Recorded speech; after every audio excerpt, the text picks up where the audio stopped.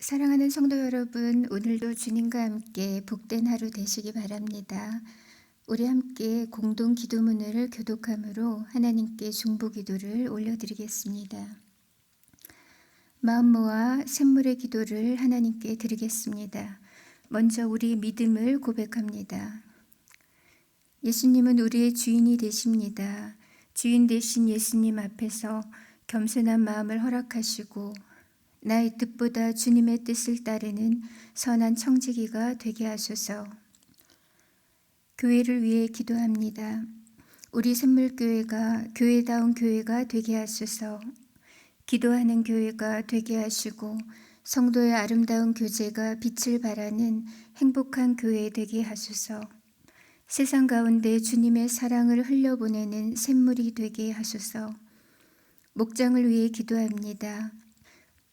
선한 목자 되신 예수님, 샘물의 목장을 푸른 풀밭으로 쉴만한 물가로 인도하여 주소서. 목자를 세우셨으니 감당할 만한 힘과 지혜를 주시고 성긴 가운데 부족함이 없도록 모든 필요를 채워주소서. 목장 모임을 통해 주님의 사랑을 깊이 체험하고 더욱 성숙한 신앙인이 되게 하소서. 예배를 위해 기도합니다. 샘물의 예배가 주님과의 신비한 연합으로 들어가는 통로임을 믿습니다. 하늘 문을 여시고 주께서 친히 임재하셔서 샘물 예배의 주인이 되어주소서. 예배하는 모든 자에게 예배의 영광과 회복의 기쁨을 허락하소서. 속히 모든 성도들이 함께 모여 예배할 날을 허락하소서. 다음 세대를 위해 기도합니다. 샘물의 다음 세대들이 믿음 가운데 서게 하소서. 여호와를 경외하게 하시고 하나님과 사람에게 더욱 사랑받는 자녀들이 되게 하소서. 이 세대를 본받지 않고 하나님께서 기뻐하시는 것이 무엇인지 분별할 줄 알게 하소서. 샘물의 다음 세대가 주님의 기쁨이 되게 하소서. 선교사님들을 위해 기도합니다. 복음의 최전선에서 수고하시는 선교사님들과 그 가정을 주께서 보호하여 주옵소서. 영적으로 메마르지 않도록 성령으로 충만하게 하시고 때를 따라 돕는 은혜를 누리는 기쁨도 허락하여 주옵소서. 언제 어디서나 충성된 주님의 종이 되게 하여 주옵소서. 샘물 성도들을 위해 기도합니다. 오늘도 주님과 동행하는 형통한 하루가 되게 하옵소서. 우리 삶의 형편을 살펴주시고 자녀의 발걸음도 인도하여 주소서. 하나님과의 사귐이 있는 하루가 되게 하소서. 자비로우신 예수님의 이름으로 기도합니다. 아멘. 이제 하나님 말씀을 보도록 하겠습니다. 오늘 하나님의 말씀은 히브리서 10장 26절에서 39절입니다. 히브리서 10장 26에서 39절 말씀을 읽겠습니다. 우리가 진리를 아는 지식을 받은 후 짐짓 죄를 범한즉 다시 속죄하는 제사가 없고 오직 무서운 마음으로 심판을 기다리는 것과 대적하는 자를 태울 맹렬한 불만 있으리라. 모세의 법을 폐한 자도 두세 증인으로 말미암아 불쌍히 여김을 받지 못하고 죽었거든. 하물며 하나님의 아들을 짓밟고 자기를 거룩하게 한 언약의 피를 부정한 것으로 여기고 은혜의 성령을 욕되게 하는 자가 당연히 받을 형벌은 얼마나 더 무겁겠느냐. 너희는 생각하라. 원수 갚는 것이 내게 있으니 내가 갚으리라 하시고 또 다시 주께서 그의 백성을 심판하리라 말씀하신 것을 우리가 아노니 살아계신 하나님의 손에 빠져들어가는 것이 무서울진저 전날에 너희가 빛을 받은 후에 고난의 큰 싸움을 견디어낸 것을 생각하라. 혹은 비방과 환난으로서 사람에게 구경거리가 되고 혹은 이런 형편에 있는 자들과 사귀는 자가 되었으니 너희가 갇힌 자를 동정하고 너희 소유를 빼앗기는 것도 기쁘게 당한 것은 더 낫고 영구한 소유가 있는 줄 알미라. 그러므로 너희 담대함을 버리지 말라. 이것이 큰 상을 얻게 하느니라. 너희에게 인내가 필요함은 너희가 하나님의 뜻을 행한 후에 약속하신 것을 받기 위함이라. 잠시 잠깐 후면 오시리가 오시리니 지체하지 아니하시리라. 나의 의인은 믿음으로 말미암아 살리라. 또한 뒤로 물러가면 내 마음이 그를 기뻐하지 아니하리라 하셨느니라. 우리는 뒤로 물러가 멸망할 자가 아니요 오직 영혼을 구원함에 이르는 믿음을 가진 자니라. 아멘. 이 아침에는 하나님께서 기뻐하시는 믿음이 어떤 것인가를 함께 묵상하고자 합니다. 오늘 본문 38절을 보면 나의 의인은 믿음으로 말미암아 살리라. 또한 뒤로 물러가면 내 마음이 그를 기뻐하지 아니하리라고 했습니다. 이 말씀은 원래 하박국 2장 4절에 나오는 말씀입니다. 남유다가 하나님의 심판의 막대기였던 바벨론의 침공을 받았을 때 하박국 선지자가 하나님께 이렇게 호소했습니다. 어떻게 저 거짓되고 패역한 자들을 그냥 방관하고 계십니까? 어떻게 악인이 의인을 삼키고 있는데도 잠잠하신 겁니까? 이렇게 절규하듯 질문을 합니다. 그러자 그때 하나님께서 하박국에게 주신 대답이 바로 이 말씀이었습니다. 보라, 그들의 마음은 교만하며 그 속에서 정직하지 못한 것 내가 다 알고 있다. 그러나 의인은 그의 믿음으로 말미암아 살 것이다 라는 말씀을 주셨습니다. 하나님 앞에서 의인이란 죄가 없는 완전한 자가 아니라 예수 그리스도의 보혈로 죄 씻음을 받은 사람입니다. 하나님 앞에서 의인은 유일하고 영원하신 중보자인 예수님을 믿는 믿음으로 살아가는 사람입니다. 다른 그 무엇보다도 하나님을 향한 순전한 믿음이 하나님을 기쁘시게 합니다. 그러나 반대로 믿음의 자리에서 이탈하거나 퇴행하는 것은 하나님의 큰 근심이 됩니다. 오늘 우리는 하나님께서 기뻐하시는 믿음은 어떠한 것인지 살펴보도록 하겠습니다. 먼저 하나님께서 기뻐하시는 믿음은 전진하는 믿음입니다. 전진의 반대말은 퇴보죠. 오늘 본문 서두에는 바로 그 퇴보한 믿음의 사례가 나오고 있습니다.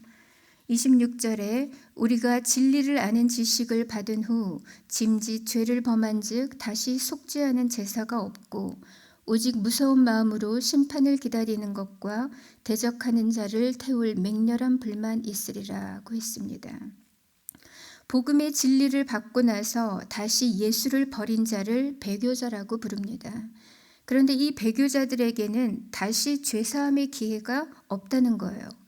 짐짓 죄를 범한 즉 다시 속죄하는 제사가 없다라고 했을 때 여기서 짐짓이라는 뜻이 고의로, 의도적으로라는 뜻입니다. 그러니까 구원의 진리를 듣고 그리스도에 대한 지식을 받아서 성도가 된 이후에 다시 고의적으로, 반복적으로 죄를 짓는 것은 하나님의 아들을 짓밟는 처사라는 겁니다. 이것은 그리스도를 욕되게 하는 것이고 또 그리스도를 부정하는 것이기 때문에 이러한 자들에게는 더 이상의 속죄의 기회가 없습니다. 단지 무섭고도 맹렬한 불심판만이 그들 앞에 놓여 있을 뿐입니다. 초대교회 당시에 유대교에서 그리스도교로 이제 개종한 사람들이 꽤 있었습니다. 그러나 그들 중에는 지속적인 유대교 사람들의 그 협박과 핍박을 견디지 못하고 다시 유대교로 환원하여 돌아간 자들이 있었던 거예요. 이들은 고의로 그리스도를 저버리면서 믿음에 대해서 파선한 자들이 되고 말았습니다. 배교한 이들에게 더 이상의 속죄의 제사가 불가능한 이유는 예수님께서 영원하고 최종적인 제사장이시고 최종적인 속죄 제물이 되셨기 때문입니다. 예수 이외에 그리고 예수 이상의 다른 속죄 제사가 없기 때문입니다. 이렇게 믿음의 자리에서 이탈하여 고의로 그리스도를 저버린 자의 영혼은 구원함에 이를 수가 없게 됩니다. 하나님께서 기뻐하시는 믿음은 언제나 전진하는 믿음이고 현재적인 믿음이어야 합니다. 왕년에, 과거에 그 믿음에 갇혀 있어서는 안 됩니다. 오늘 내 삶의 현장 속에서 살아 펄떡이는 간증이 없다면 오늘 우리는 우리 자신의 믿음을 다시 한번 돌아보아야 합니다. 오늘날 기독교는 정말 다양한 이유로 욕을 먹곤 합니다. 그러나 우리가 사는 이 대한민국 땅에서 우리는 적어도 배교를 강요당하지는 않습니다. 또 뚜렷한 박해나 환난도 없기 때문에 교회 안에서 고의로 그리스도를 부인하는 자를 배교자를 찾아보기는 어렵습니다. 하지만 그에 반해서 믿음이 정체되어 있거나 믿음에서 퇴보하는 이들은 많이 볼 수 있습니다. 하나님께서 기뻐하시는 믿음은 뒤로 물러나지 않는 믿음, 전진하는 믿음입니다. 우리의 믿음은 나날이 자라나야 하고 나날이 성숙해져야 합니다. 어제보다는 오늘, 오늘보다는 내일, 우리의 믿음은 더욱더 견고해져야 하고 하나님과의 사귐도 깊어져야 합니다. 그것이 정상적이고 온전한 그리스도인의 모습이고 성령 안에서 건강한 그리스도인입니다. 우리는 뒤로 물러가 죄의 침륜에 빠질 자가 아니라 영혼 구원에 이르는 믿음을 지닌 자들입니다. 오늘도 믿음의 진보를 나타내고 믿음으로 전진해서 그리스도의 장성한 분량에까지 이르는 우리 성도님들이 되셨으면 좋겠습니다. 두 번째, 하나님께서 기뻐하시는 믿음은 인내하는 믿음입니다. 32절에 전날에 너희가 빛을 받은 후에 고난의 큰 싸움을 견뎌낸 것을 생각하라. 혹은 비방과 환난으로서 사람에게 구경거리가 되고 너희 소유를 빼앗기는 것도 기쁘게 당한 것은 더 낫고 영구한 소유가 있는 줄 알미라. 히브리서의 수신자인 이 성도들은 예수를 믿는다는 그 이유로 큰 고난에 직면했던 적이 있습니다. 특히 유대인으로서 회심하여 세례를 받고 그리스도인이 된 사람들은 같은 유대 동족으로부터 상상을 초월하는 공격과 핍박을 받곤 했습니다. 이러한 사실은 스데반의 순교 사건과 또 예수를 믿는 자를 잡으러 다메섹까지 달려갔던 그 사울의 모습을 통해서도 짐작할 수 있습니다.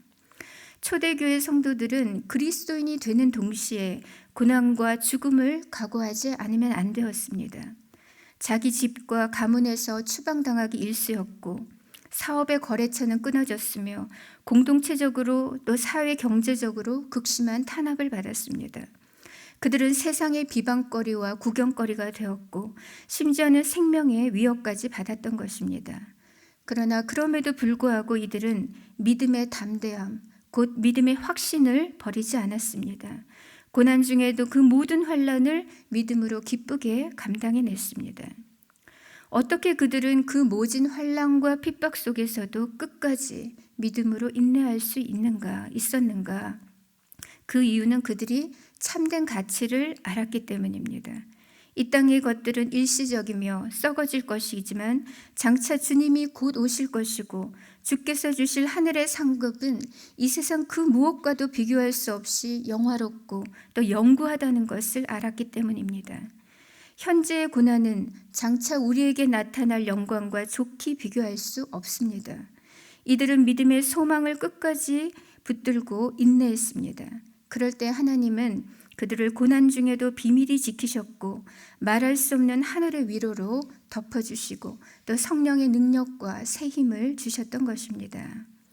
야고보서 1장 12절에 이런 말씀이 있습니다. 시험을 참는 자는 복이 있나니 이는 시련을 견디어낸 자가 주께서 자기를 사랑하는 자들에게 약속하신 생명의 면류관을 얻을 것이기 때문이라. 주를 위하여 시험을 참아낸 자, 믿음의 정절을 지키며 시련을 견디어낸 자들은 복이 있습니다. 왜냐하면 주께서 그들에게 영화로운 생명의 면류관을 주실 것이기 때문입니다. 십자가 없는 영광은 없습니다. 이것이 기독교의 진리입니다. 우리도 주님 오실 때까지 끝까지 믿음의 확신을 가지고 우리에게 당면한 모든 어려움들을 잘 견디고 또 이겨내야 하겠습니다. 불평불만과 절망 속에 마지못해 살거나 체념 속에 포기하지 마시기 바랍니다. 끝까지 인내하는 믿음으로 생명의 면류관과 영원한 하늘의 상급을 받아 누리는 우리 성도님들 되시기 바랍니다. 세 번째, 하나님께서 기뻐하시는 믿음은 사랑으로 돌아보는 믿음입니다. 33절 말씀을 보면 혹은 비방과 환난으로서 사람에게 구경거리가 되고 혹은 이런 형편에 있는 자들과 사귀는 자가 되었다. 또 34절에는 너희가 갇힌 자를 동정하고 너희 소유를 빼앗기는 것도 기쁘게 당한 것은 더 낫고 영구한 소유가 있는 줄 알미라고 말씀합니다. 이 말씀을 세 번역으로 다시 읽어드리면 이렇습니다.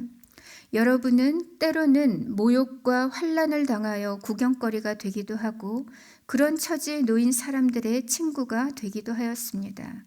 여러분은 감옥에 갇힌 사람들과 고통을 함께 나누었고 또한 자기 소유를 빼앗기는 일이 있어도 그보다 더 좋고 더 영구한 재산이 있다는 것을 알고서 그런 일을 기쁘게 당하였습니다.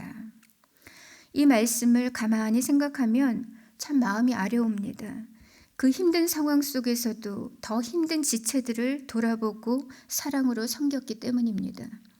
예수를 믿는다는 그 이유만으로 말할 수 없는 고난을 당하고 세상의 조롱거리와 구경거리가 된 그들입니다. 자신에게 닥친 일만으로도 경황이 없고 심적 여유도 없을 터인데 이들은 자신과 같은 공고한 형편에 처한 형제들의 아픔을 돌아보고 그들의 친구가 되어주었습니다. 또한 감옥에 갇혀있는 형제들을 찾아가서 필요를 채워주었고 그들이 그 고난의 때를 잘 이길 수 있도록 도와주었습니다. 그 과정 속에서 어떤 성도는 자신의 사적 재산을 빼앗기기도 했지만 그럴수록 오히려 하늘의 큰 상급을 보면서 기뻐했다고 합니다. 그러고 보면 이 믿음이라는 것은 참으로 실제적인 것이고 믿음은 세상이 감당치 못하는 능력이 분명합니다. 예수님을 믿는 그리스도인은 사랑으로 서로 돌아보고 선행을 격려하며 사는 자들입니다. 내 코가 석자인 상황 속에서도 형제의 아픔이 눈에 밟히는 사람들입니다. 그리스도 안에서 한 몸임을 잊지 않는 사람들입니다. 한 지체가 고통을 받으면 모든 지체도 함께 고통을 받습니다. 예수님은 지극히 작은 자에게 행한 것이 곧 나에게 행한 것이라고 말씀하셨습니다. 하나님께서 기뻐하시는 믿음은 사랑으로 서로를 돌아보는 믿음입니다. 오늘 말씀을 정리하겠습니다. 우리 믿음의 현주소는 어떠합니까? 우리의 믿음은 현재 진행형입니까? 오늘 우리의 믿음은 진일보하고 있습니까? 또 환난 중에도 소망으로 버티고 견뎌내는 그 믿음의 맷집이 우리에게 있습니까? 그리고 우리 안에 서로 사랑으로 돌아보는 성숙한 믿음이 있습니까? 하나님께서 기뻐하시는 믿음은 그리스도의 장성한 분량에까지 자라는 믿음입니다. 퇴행이 아니라 전진하는 믿음입니다. 소망 가운데 인내하는 믿음이고 형제를 사랑으로 돌아보는 믿음입니다. 이 아침 우리 함께 기도드릴 때 우리가 하나님께서 기뻐하시는 그 믿음을 가지고 살아가게 하옵소서 이렇게 기도했으면 좋겠습니다. 그리스도의 그 장성한 분량에까지 이르는 그 전진하는 믿음, 소망의 인내, 사랑으로 돌아보는 성숙한 믿음의 사람이 되게 해달라고 우리가 기도했으면 좋겠습니다. 그리고 주일 예배를 위해서 기도하면 좋겠습니다. 성삼위 하나님께서 우리 가운데 높임을 받으시고 영광으로 자정하시고 은혜로 임재해 달라고 기도하시고 또 주일학교 예배 위에도 동일한 은혜를 주시고 또 속히 코로나 상황이 정리되어서 우리의 예배와 일상이 정상화되고 언제나 우리 또한 성도들의 건강을 지켜주시기를 우리가 간구하고 또 개인의 기도 제목으로 하나님께 아뢰도록 하겠습니다.